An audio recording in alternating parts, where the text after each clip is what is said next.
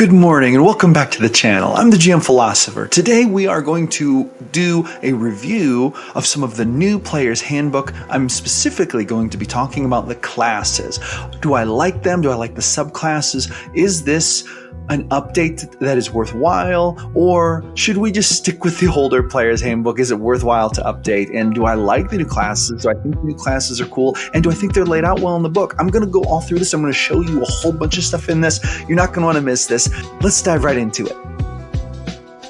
All right, awesome people. Good morning. Welcome back to the channel. Thank you so much for coming back. I finally got my hands on the new Player Handbook, and I will tell you this. I was delightfully surprised at some of the things I saw that I liked.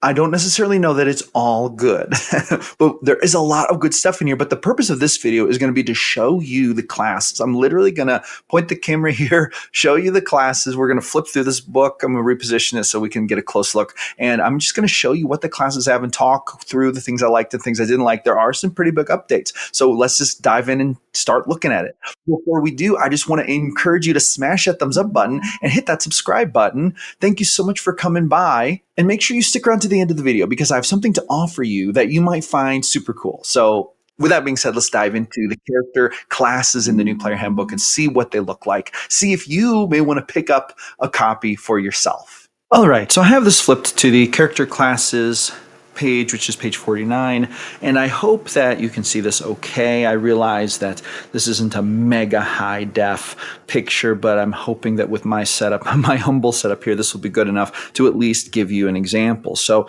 the first thing you get is basically a description of all the different classes, and this is pretty cool. I do like how the classes themselves are laid out in a manner that I would call much better explained for new players. I will say that trying to explain what classes there are and what new players have available for them to play in D&D has always been a challenge. And I feel like having this kind of brief description on the side here really helps with that process. And then we jump right into, of course, the barbarian. We have the first part of it here. Now, when we start getting into these, I really like how the basic stuff is put at the top here. You have your primary ability, hit point, die, saving throw. You also have your skill proficiencies, weapon proficiencies, armor training, starting equipment. These things are available at a glance at the very front of it instead of sort of being buried in the text. So on the fifth edition Player's Handbook, they were sort of buried in the text. You could find them relatively easily. It was, for example, easier to find them in the 5th edition handbook than in the 3rd edition handbook, in my opinion. However, I do believe that this update has made this much better. And then basically they start right away explaining what you get when you become a barbarian. And of course, we come around here to the barbarian features, and then they go by level, explaining all the stuff you get, basically. So you can see that like at level 1 weapon mastery, we go right into there. They actually start the level 1 stuff here. So for example, rage and the barbarian class features. But because there wasn't room for this on the former page, they put it here. So this seems intuitive to me. This makes, and I created a character literally on Saturday. I created a warlock. And so I will say that the character creation process was made easy and step-by-step, even when we came to the class features and stuff, because of this layout. It was quite intuitive. And so just the way it's laid out is pretty cool. Now we have the barbarian. And of course, the barbarian has different subclasses. Each of the classes has, well, I think they have 4 subclasses. Each class has 4 subclasses, if I'm not mistaken.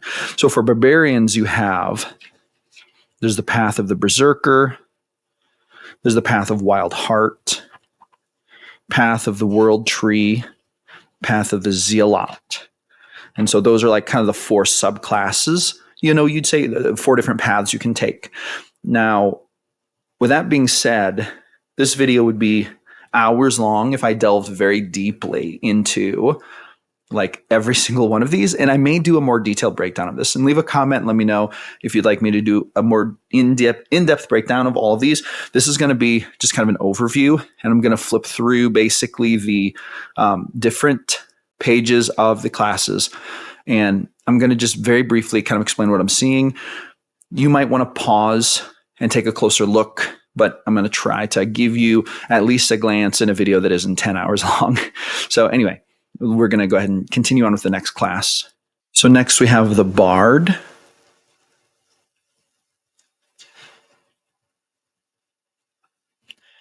Now this is another thing, is you have the spell lists for the classes right in the class.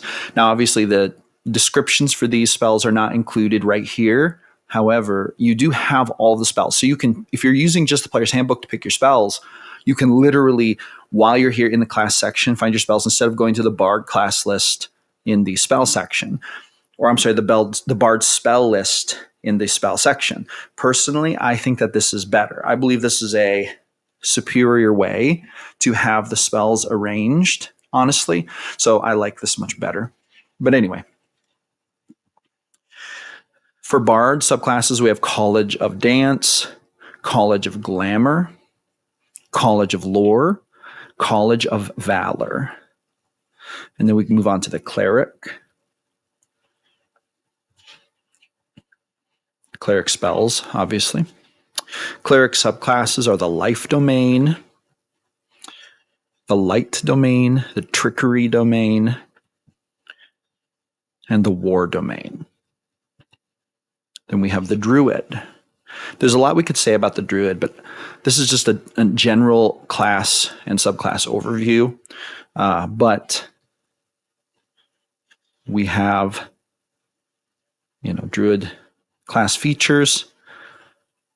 We have the class list, or I'm sorry, the spell list. Then we have the subclass Circle of Land, Circle of the Moon, Circle of the Sea, Circle of the Stars. Next, we have the Fighter. Of course, Action Surge is back. We have the Fighter class features. Subclasses are Battle Master. It is back. We have the Champion. We have the Eldritch Knight. And we have the Psi Warrior, which is kind of fun and kind of new. Now we have the Monk. Cool Dragonborn artwork there.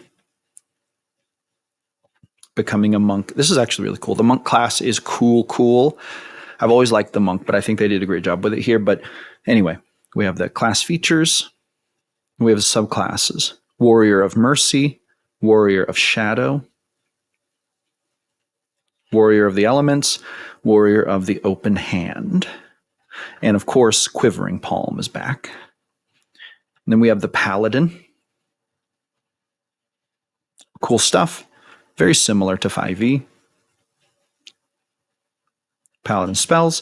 Subclasses are the Oath of Devotion, of course. We have the Oath of Glory, Oath of the Ancients, and Oath of Vengeance. Absolutely.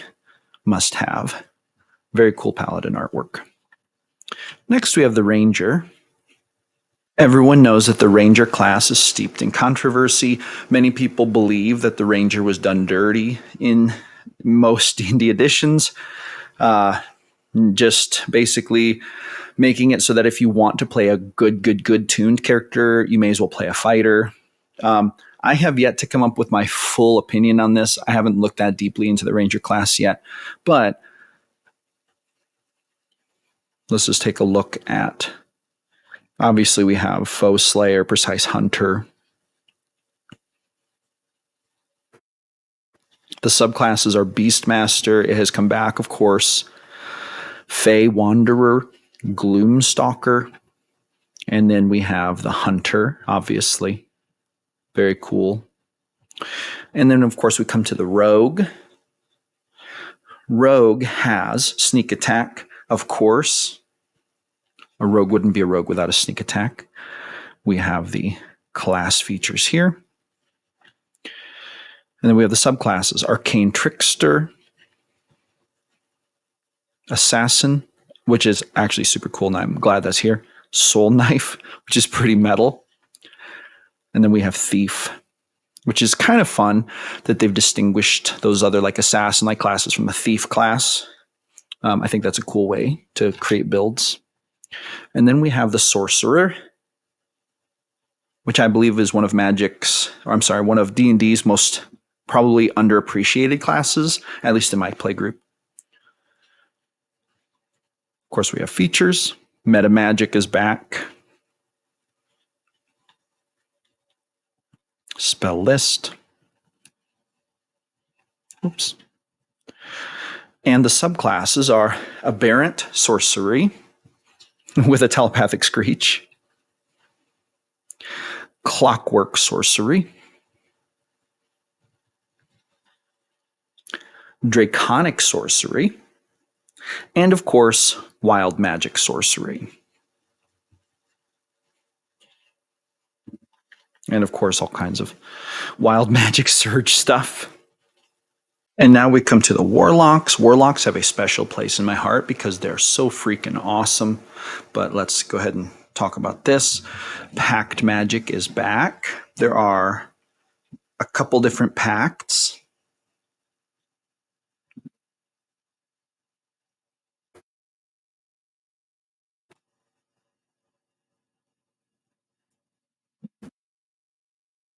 And then we have the warlock subclasses, the archfey patron, the celestial patron, the fiend patron, and of course we have the great old one patron.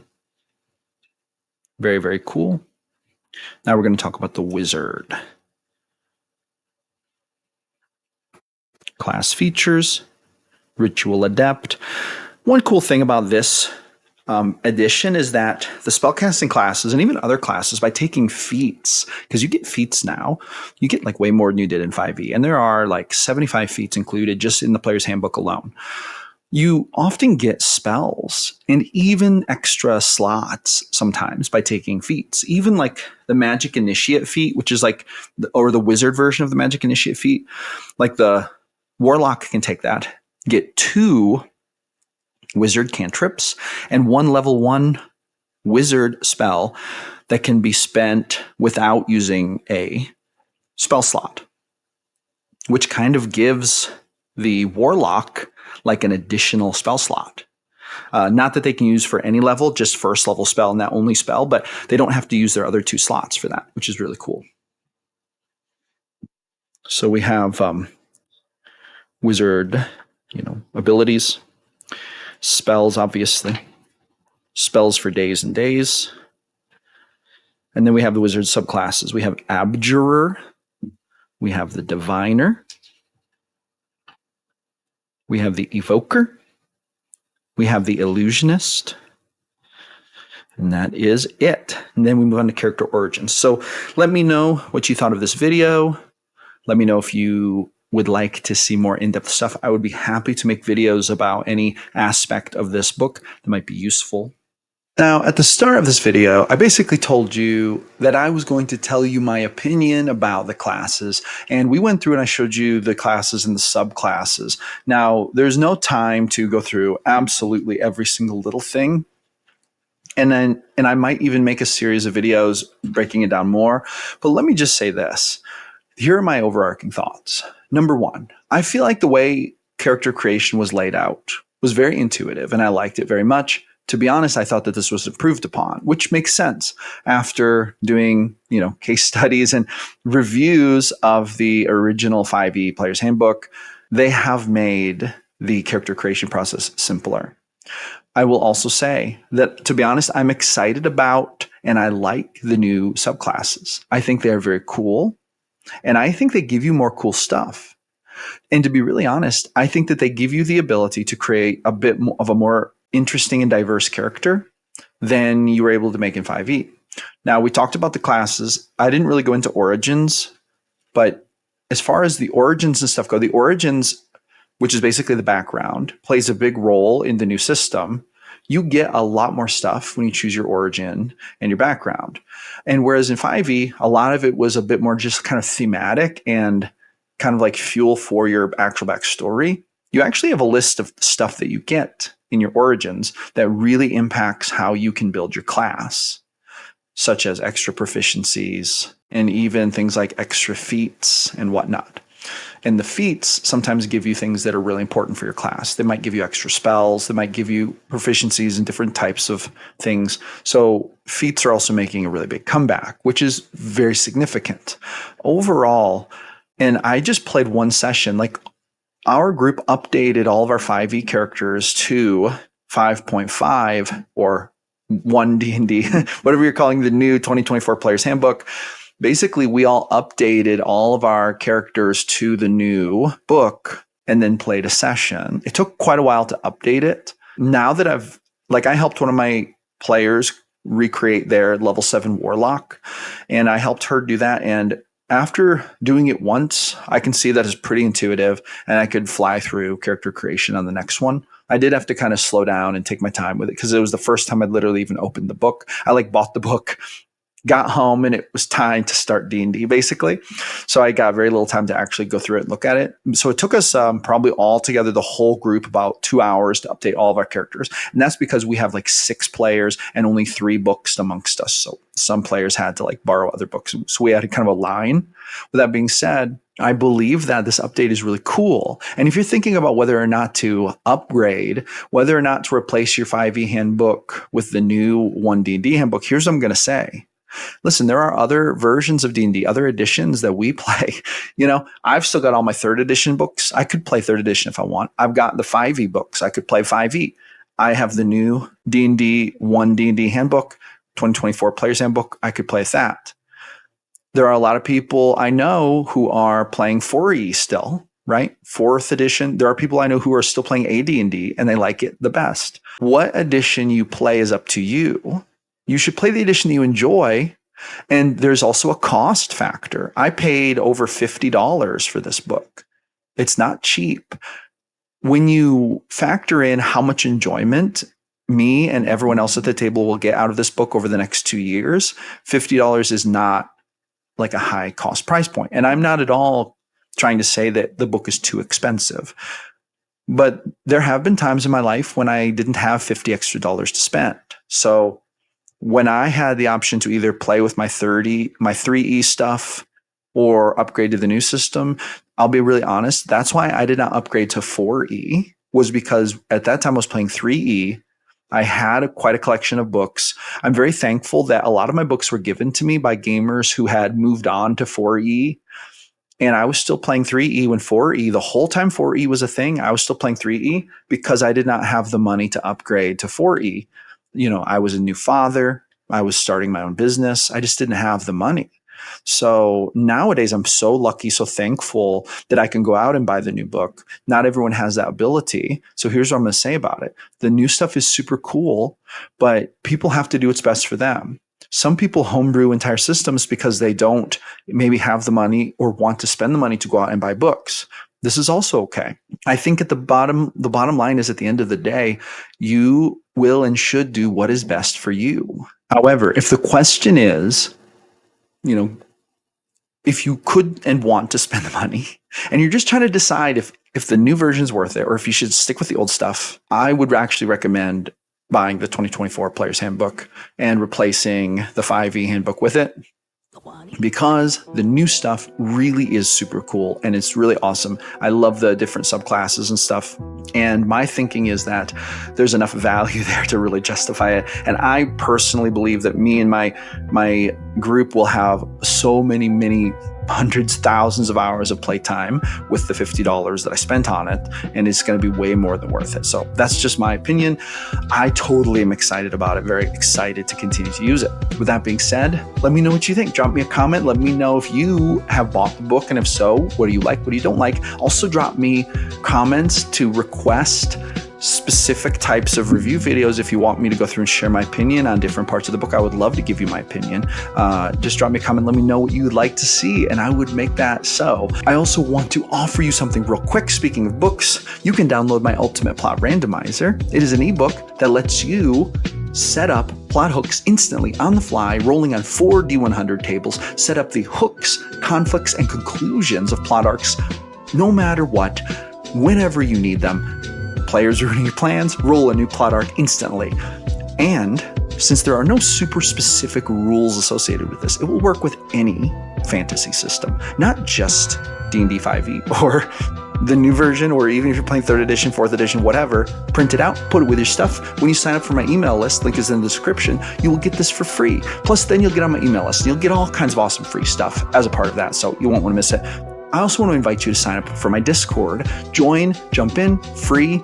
There's a bunch of us in there. I think membership has finally cracked 100 members, which is super cool. People are in there playing games, setting up games, talking about homebrew, talking about the new D&D versions, sharing artwork, sharing music, all kinds of cool stuff. So jump in, have a good time with us. We'd love to see you. And with that being said, that's going to be a wrap. Thank you so much for joining me for another edition of GM Philosophy in the Morning. Make sure to play some awesome games this week and tune back in to watch more videos. I'm here almost every day creating videos about the best game in the world, D&D. So I will see you awesome people on the next one.